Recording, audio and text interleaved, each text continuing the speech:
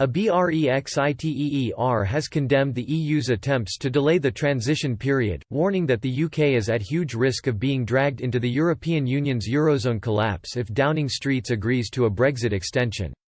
A Brexit extension would lead to the EU squeezing billions of pounds out of the UK, according to former MEP Andrew Kerr. Speaking to RT, he explained that now was not the time for another delay to the Brexit negotiations, warning that the EU was trying to punish the UK with this latest plot.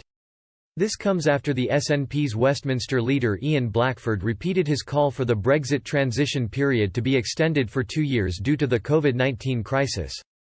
The former Brexit Party MEP for the West Midlands said, "We could have got a deal a long time ago, but I don't think the EU have been acting in a fair and proper manner from the beginning." Remember, after the referendum result, the French president then said they had to teach the British a lesson to avoid others leaving. Even Barnier has been adamant that he wants to teach the British the consequences of leaving the EU. He warned that staying inside the EU's economic rules past December 2020 could force the UK to fund a Eurozone bailout. Mr. Kerr explained, "There are increasing risks of us delaying Brexit. We would be paying more money in. The euro is in absolute crisis. There is bigger division between EU members in the north and the south. If the euro does collapse, we would be in for a tremendous amount of liabilities because of the guarantees we have given. There would be consequences for our underlying liabilities of the euro."